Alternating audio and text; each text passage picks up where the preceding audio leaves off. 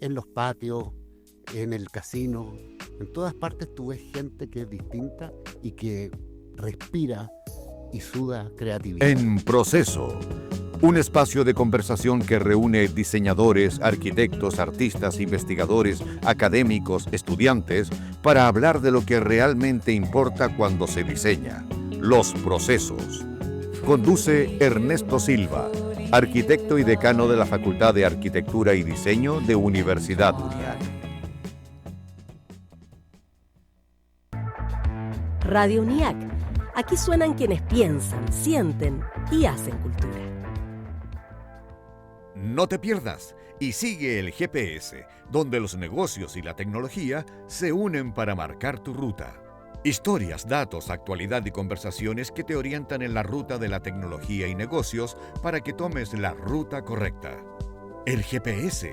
Encontrémonos todos los lunes. No te pierdas. Con Clara Sepúlveda y Luis Caro, académicos de la Facultad de Negocios y Tecnología de UNIAC. ¿Cómo están? Bienvenidos y bienvenidas a nuestro primer capítulo del año, número 9. Ya estamos junto con Carla, quien nos acompaña. Hoy día tenemos un invitado, pero sensacional, con una carrera que está en crecimiento, así que es un programa de esto que hay que darle un me gusta y guardarlo. ¿Cómo estás, Carla? Bienvenida. Hola, Luis, buenos días a todos. Buenas tardes ya, si ya son pasadas las 12. Sí, buenas tardes, buenas tardes. Partimos el año con medios cambiados. Bien, hoy vamos a tener un programa que vamos a conversar sobre lo que es la investigación. En las universidades es un tema súper interesante y que es necesario, por cierto. Así es que nos acompaña para hablar de esto nuestro docente, nuestro académico, Sebastián Santander. Él es docente nuestro en la carrera de Bibliotecología y Gestión de la Información.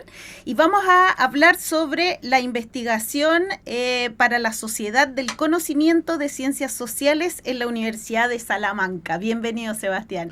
Hola, muchas gracias por la invitación. Estoy feliz de acompañarles en este primer programa. El gusto nuestro, pues, Sebastián. Y con esto ya iniciamos GPS y vamos con la primera pregunta porque tenemos hartos temas que tratar hoy en día. Sebastián, partimos con lo pronto. O partimos ya, ¿no? Iniciamos. ¿Cuál es la relevancia de investigar? Cuéntanos a nuestros auditores. Bueno, Carla lo decía al inicio, ¿no? Para las universidades hoy la investigación es uno de los pilares fundamentales para su desarrollo, ¿cierto? Incluso en la acreditación es uno de los niveles que se mide con bastante fuerza. Y creo que la importancia de investigar tiene que ver con poder articular lo que pasa a nivel disciplinar con la sociedad, ¿no? Y cómo eso se puede transformar y se puede desde ahí aportar nuevo conocimiento para la sociedad que habitamos, ¿no? Y creo que también nos permite, sobre todo en la disciplina, acercarnos a lo que está sucediendo con la información, el conocimiento y los discursos que aparecen, ¿no? En el mundo que vivimos eso está latente. Cada cosa que hacemos está vinculada a la información. Así es, pero cuéntanos así como a grandes rasgos, ¿qué es lo que es una investigación? ¿Qué es lo que involucra? ¿Cómo se hace? ¿Cuáles son los alcances? Una investigación es... Bueno, creo que inicialmente es tener una idea, un deseo por investigar algo que se relaciona, yo lo había notado un poquito, eso como con la trayectoria que uno tiene, ¿no? Creo que hay que investigar desde ahí, desde lo que uno ya va conociendo y quiere profundizar, y investigar es un proceso arduo, porque implica primero entender qué se ha hecho antes, ¿cierto? Y eso ya es un proceso vinculado a la información para cualquier tipo de disciplina, que es hacer la revisión bibliográfica, hacer una revisión sistemática, ver el estado del arte. Luego de eso, saber si el campo o lo que queremos investigar no se ha hecho antes. Y desde ahí ya nos toca hacer marco teórico y hacer investigaciones de campo que pueden ser cualitativas, cuantitativas, mixtas. Y aprender sobre eso, porque muchas de las disciplinas que uno investiga, ¿cierto? Desde dónde viene, no le enseñan a investigar. Entonces hay que aprender a investigar y eso creo que es el trabajo más arduo de la investigación. Tú estás haciendo un doctorado, Sebastián, sí, ¿cierto? ¿Y por qué lo estás haciendo afuera? Me gané una beca. ¿Ya? No, maravilloso. Yo hago clubes de lectura desde el 2008 y el 2010 vino un profesor de España, de la Universidad de Salamanca, José Antonio Frías, que es mi profesor director de la investigación. Vino y conoció mi trabajo que estaba haciendo yo en ese tiempo, yo era estudiante todavía. Le pareció interesante, me dijo postula a la beca. Y esa invitación me la hizo todos los años, cada vez que se abría la beca, postula la beca, postula, hasta que postulé y pude ir allá a España un rato, estuve un tiempo con la beca, pero decidí venirme. ¿sí? Por lo costoso que estaba Europa, por el monto que daban en la beca, y porque además mi estudio es en el continente, entonces no hacía mucho sentido que estuviera allá. Oye, Sebastián, y hay una pregunta. Tú lo fuiste mencionando, el estado del arte. A veces se escucha mucho en las reuniones y pensando en que nuestros auditores son personas, estudiantes también, y gente que nos escucha a través de acá del mismo sector, ¿cómo podríamos decirle a ellos, primero, lo que te preguntaba Carla, a un estudiante, por qué de investigar junto con su pregrado, y lo otro, el concepto de estado del arte? ¿Qué se entiende por eso? Bueno, yo creo que estado del arte es un paso para... primero hacer una investigación honesta y también hacer un trabajo de humildad. Porque uno tiene una idea y dice, voy a investigar sobre esto. Se me ocurrió, desperté, me iluminé. Pero hay que saber si a alguien más también se le ocurrió, ¿no? Y el estado del arte es poder entender si existe otra investigación en el tema que uno tiene, que apunta a lo que uno quiere investigar y ver cómo se abordó. Pero si hay investigaciones en la misma línea, igual tú puedes aprovechar como esos insumos. Exacto, y esa es la idea. O sea, no partir desde cero, ¿no? Y que creo que desde nuestra disciplina, además, las bibliotecas, que son las que resguardan la información, tiene mucho que ver con eso, ¿no? Como acumular información y tomar esa información que se ha resguardado para ver desde dónde partimos ahora. Porque si no, vamos a pensar siempre que podemos crear algo nuevo sin saber, o sea, no podemos crear la rueda constantemente, ¿no? Hay que ir haciendo mejora a lo que ya se hizo y hay que basarse en eso. Y de ahí decidir, ¿no? Este es el estado del arte, así están las cosas, desde acá parto yo. Y ahí uno ve su aporte. Perfecto, gran dato. Bueno, y continuando, Carla, no sé si tiene alguna pregunta más, porque yo tengo varias en todo caso, así que sí o sí tengo preguntas. Bueno, sí, a mí me interesaría que conversáramos un poco del tema de la sociedad del conocimiento, que es un poco a lo que apunta tu investigación, ¿cierto? Exacto, sí. Bueno, el programa se llama Formación en la Sociedad del Conocimiento y siento que estoy como reviviendo lo que me pasa cuando estudié bibliotecología. Porque uno le pregunta, ¿qué es bibliotecología? ¿Por qué estudiar? Se estudia, pasa mucho eso todavía, ¿no? Yo estudié ya hace más de 15 años y me pasa también con el programa, porque tampoco se logra entender qué es la sociedad del conocimiento. Y bueno, la sociedad del conocimiento es como el nombre actual que tiene, ¿cierto? La forma en que la sociedad misma se desarrolla, se vincula con este activo que es el saber, cómo se conoce, cómo se aprende, y también tiene una base vinculada a la información, pero entendida, porque hablamos del conocimiento y no de información, entendida como una información que se aprende, que se usa, que es activa, ¿no? Por eso es conocimiento, no nos sirve la información guardada, ¿no? Están los dos conceptos, sociedad de la información, existía antes, ahora se habla del conocimiento porque es lo que se produce, lo que se genera. Y esto viene... Es como la consecuencia de... Es como la consecuencia. Y esto viene desde siempre, ¿no? Desde las tablillas de arcilla, cuando se empieza a acumular información. Desde ahí que asumimos el rol, quizás obsesivo de la humanidad, de almacenar información, de generar información, de producir, que ahora es... pero por ciento. O sea, es la época en la que más se escribe en el mundo. Bueno, de hecho, nuestra carrera es bibliotecología y gestión de la información, que ahí nos abre un mundo de oportunidades y de... Exacto, o sea, la necesidad de poder administrar, ver cómo se orienta esa información, cómo se usa, cómo se resguarda, y todo eso es lo que se aprende, ¿cierto?, en la carrera, y es lo que se necesita en la sociedad hoy en día, porque todo es información. La misma inteligencia artificial, que es lo que hace, recupera información. Sí, claro. Y cuando se entrena la inteligencia artificial, se entrena con bases de información que tienen que estar sistematizadas, organizadas, entonces... O sea, la carrera tiene un potencial gigante y sobre todo se va apoyando con este tema del conocimiento. Gigante, sí. Sí, yo creo que hay que mirarla y vincularla sobre todo con... Bueno, cuando se habla de tecnologías de la información, uno piensa generalmente quizá en dispositivos, ¿no? O quizá en las nuevas tecnologías automáticas como la IA. Pero detrás de eso, de todo eso que se genera, hay un rol importante de las personas que se dedican a gestionar la información, ¿sí? Y cómo eso puede aportar a que se transforme en conocimiento, ¿sí? Eso creo que es clave. ¿Y de qué forma se gestiona? Cuéntanos un poquito. Sí, mira. Queremos saberlo todo. Sí, un par de programas para hablar de... Bueno, mira, resumen yo diría para entender la gestión, cuando hablamos de gestión, es la capacidad que tiene una persona, el estudiante, el profesional, ¿cierto?, del área, para comprender primero cuál es la información que se genera en una entidad cualquiera, una organización. La universidad genera información, Cernapesca genera información, ¿cierto? Un sitio web genera información. Luego de entender eso, es qué es lo que vamos a administrar, ¿cierto? Si son objetos virtuales, si son objetos físicos, y luego hay que preguntarse cómo se almacenan. Y todo eso, la gestión, es la que toma las decisiones oportunas, ¿cierto? Claras, y también planifica cómo se va a desarrollar eso, ¿no? Porque si no, todo estaría desordenado, nadie encontraría nada. ¿Cómo disponibiliza disponibiliza la información. Y disponibiliza además, claro, la uno información? confía mucho en lo digital, pero todo lo que hoy ocupamos digitalmente tiene que tener, voy a agregar otro concepto, metadatos, Metadatos. que es la información sobre la información. Entonces, si ustedes les ha pasado, ustedes guardan un documento y le ponen documento 1, Sí, o versión 1. y después uno dice, pero no encuentro el documento.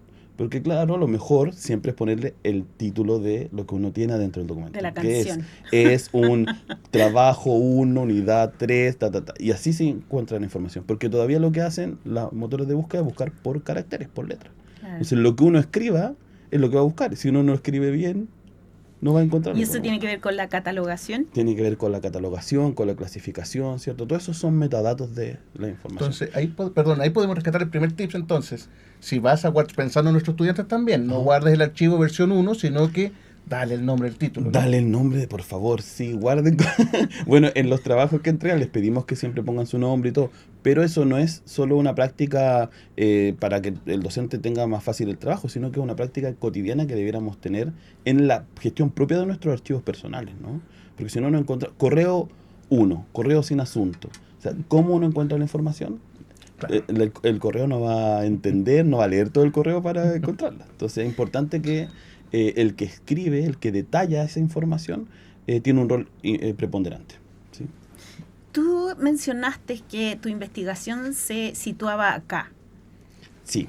¿De qué se trata eso? ¿Por qué acá? Sí, ¿Por qué no mira. te servía Europa, por ejemplo? Sí, porque hay varias opciones cuando tú me preguntabas antes de por dónde uno puede investigar. Yo diría, voy a decir, sin desmerecer el arduo trabajo de mis compañeros de doctorado, pero lo más sencillo es la investigación documental y bibliográfica. ¿Qué quiere decir eso? Miro lo que se escribió sobre un tema, hago un mapa, digo, bueno, sobre inteligencia artificial en Sudamérica, tales países producen más información, estos son los temas, y ese es el resultado de la investigación doctoral, ¿cierto? Es documental, se basa en información que ya existe. Mi investigación es de campo, es cualitativa, es de observación y se aplica a el tratamiento y la vinculación con las personas. Entonces, yo elegí estudiar a lo que ahora he denominado el Pacífico Andino, que son Ecuador, Colombia, Perú y Chile, en torno a cómo la mediación de la lectura, cómo las prácticas de lectura impactan en el desarrollo de personas del colectivo LGBTIQ+. Ese es mi tema de investigación. Y para poder investigar eso, tengo que hablar con personas del colectivo LGBTIQ+. Tengo que ¿Qué ver es el colectivo? el colectivo, Con la sigla que no alcancé a tener entera. el colectivo LGBTIQ+, es el colectivo que también se le denomina a veces de la diversidad sexual, ¿no? Ya. Y LGBTIQ+, son personas lesbianas, gays, trans, intersexuales, queer, ¿sí? No binarias también se agrega ahora, ¿no? Entonces, bueno, el estudio de este grupo específico de personas que yo estoy haciendo este año, ya comienzo con el trabajo de campo, es directamente con las personas. Se van a entrevistar, van a ver focus group, y para eso necesito estar acá. ¿Pero en qué es la investigación? ¿En el acceso que se tiene a la, No, a es la cómo información? influyen las prácticas de lectura, o sea, sus propias prácticas. Así como en sus el gustos. No solamente sus gustos, sino Ya. podríamos decir los encuentros que han tenido en su vida, en su biografía, ¿cierto? Con la lectura, la escritura, las bibliotecas, cómo eso ha influido en su desarrollo humano. Ya. ¿sí? Y de su identidad particular, ¿no? Que claro, es uno... Es y como ahí- la injerencia que ha tenido la lectura sobre su Exacto, desarrollo. y eso, claro, como tú preguntabas antes, se puede mover, ¿no? Alguien puede decir, bueno, yo voy a estudiar esto en el caso, no sé, de mujeres de tal lugar o de tal territorio específico, ¿no? En mi caso son personas LGBTIQ+, y cómo la lectura incide, ¿no? Y si eso incide positivamente o no, y qué puede hacer también la biblioteca en nuestra disciplina para aportar el desarrollo humano de las personas en torno a su identidad, ¿no? O sea, es como el foco más central. Acá tú planteas una hipótesis para iniciar tu investigación. Sí. ¿Cuál sería la hipótesis? Sí, mi hipótesis es que la lectura de no ficción incide en el desarrollo de la identidad de las personas, particularmente las personas LGBTIQ+, porque abre y habilita un imaginario, o sea, mundos, ¿cierto? Ideas de mundo que no existen en la cotidianidad. Porque las personas LGBTIQ+, a diferencia de quizá algunos discursos que hay hoy en día, lo que ven más y lo que vemos todos más son relaciones heterosexuales, ¿cierto? Cómo se desarrollan, las vemos en las teleseries, las vemos en los libros, las vemos en la calle. Entonces, ¿cómo una persona LGBTIQ+ puede entender cómo es su identidad si no la ve. Entonces, lo que yo estoy proponiendo es que a través de la lectura, en otras personas LGBTQ+ que han escrito sobre su experiencia, ya sea de manera de testimonio o de ficción, pueden aportar a que entiendan qué está pasando en su proceso interno propio de identidad, de diversidad sexual, ¿no? Entonces, esa es mi hipótesis, ¿sí? Y la idea es comprobarlo. Ahora, capaz que las personas que entrevistan digan, no, en realidad no leí nada, nunca me influyó nada. No. Pero eso es parte de la Eso es parte de la investigación. investigación. Claro, Sí, claro. llegar a un punto. Bueno, les recordamos a nuestros amigos y amigas que estamos en GPS, ya trabajando precisamente en lo que hacer todo este año, y recordamos que estamos con Sebastián Santander, quien está explicándonos sobre los conceptos de cómo hacer una investigación y sobre todo nos está comentando de su proyecto. Siguiendo con el proyecto, en este sentido, y aquí una pregunta más de ignorante, ¿eh? ¿Cómo lo hace una persona que está en Chile y que necesita conversar con gente de Ecuador? ¿Te metes a algún grupo en especial? ¿Y ¿Cómo se crea esa red de contacto? Ya, esa yo creo que es la locura de mi propuesta de investigación, porque lo que yo voy a hacer es trabajo de campo presencial, en la mayoría de los casos. Entonces yo tengo una red desde mi profesión, he podido internacionalizar lo que hago, entonces he participado en varias ferias del libro, entonces tengo contactos en Colombia, en Perú, en Ecuador todavía me falta tener contactos, pero la idea es trabajar en base a esa red que ya me he hecho, llevo años visitando esos países, con esa red poder levantar los focus group y ojalá hacer los focus group presenciales. O sea, cuando vaya, ¿cierto? Visite, voy a planificar visitas para juntarme con las personas y hablar con ellas directamente, en el caso del focus group. Las entrevistas van a ser entrevistas digitales, ¿sí? Buenísimo. Pero lo otro igual dentro de estos países, si bien son todos, digamos, de esta zona de acá, ¿cierto? De América del Sur, ¿cierto? Igual deben haber diferencias entre los países. Claro que sí. Claro que sí, hay diferencias culturales, diferencias legales, o sea, desde la no legalidad en menor. torno a las personas LGBTIQ+, desde los discursos sociales. Por ejemplo, en Perú no es tan abiertamente visible como en Chile, ¿cierto? En Chile ya entendemos que es normal que una persona, casi que ya no sorprende si alguien sale del closet, ¿no? Es que sí también se ha hecho un arduo trabajo Exacto. en eso, o sea, yo creo que estamos avanzando bastante y yo siento que los chilenos somos como bien obedientes, como que hacemos caso.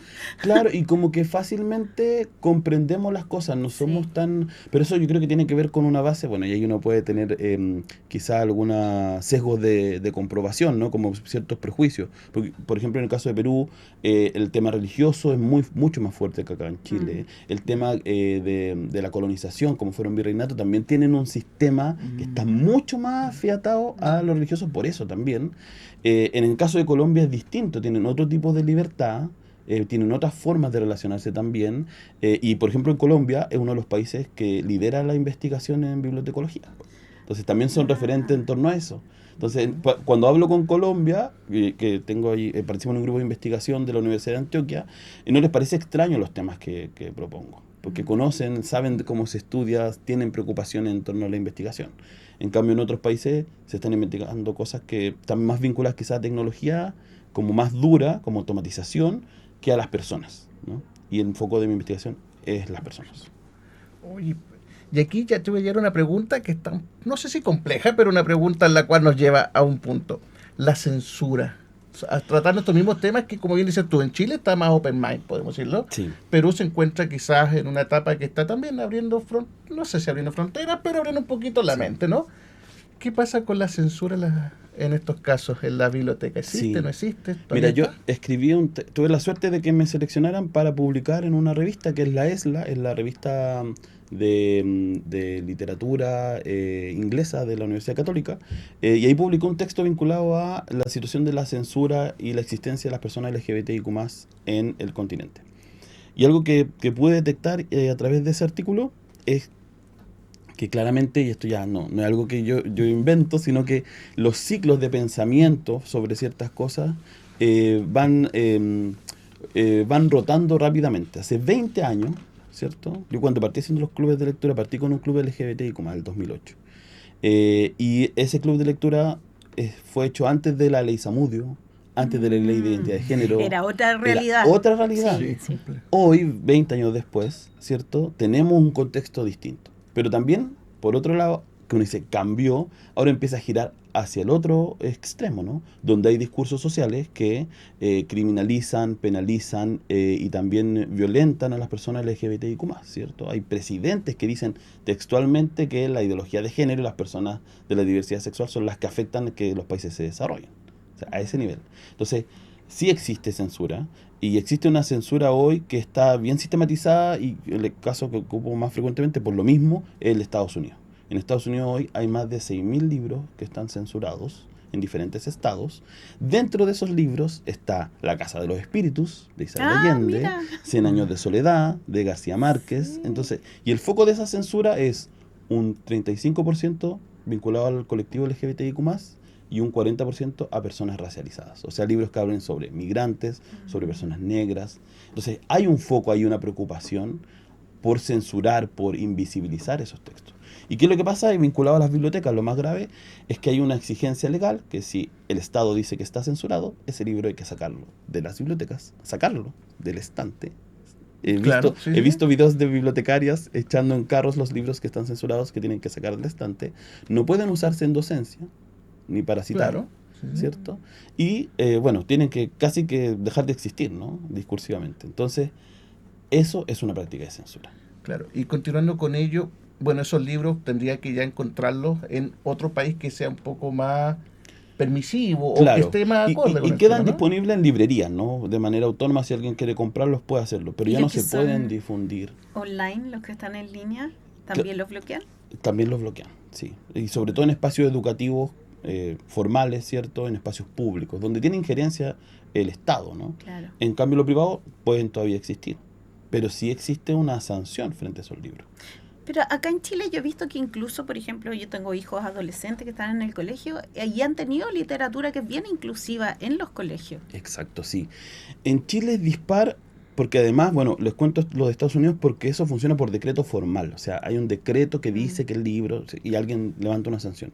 La censura en nuestro continente es más solapada, ¿no? O sea, yo he trabajado en bibliotecas donde hay municipios que dicen, no, esos libros o esos temas no se ponen, se dejan guardados en una cajita, en una bodega, y hasta que cambie el gobierno local, se disponen de nuevo, ¿no? Eso pasa. Sí, pero eso sí se denuncia igual, yo creo que es sancionable porque nosotros tenemos una ley de inclusión. Claro, pero es tan difuso y poco claro, ¿no? Entonces, bueno, parte de unas investigaciones que queremos hacer sobre censura con un núcleo de investigación que estamos armando, que se llama Humedales, con un grupo de compañeras que son del rubro, de la disciplina, tiene que ver con eso, con investigar la censura en biblioteca. Y queremos tener datos sobre eso reales, ¿no? No solo las anécdotas que nos cuentan.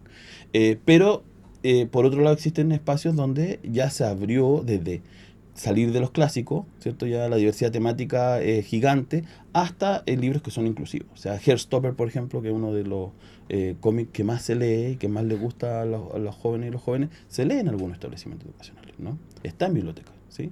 Entonces, claro, en nuestros países las prácticas de censura son solapadas, son menores, menos mal, ¿no? Porque tenemos ciertas leyes que protegen eso, ¿sí?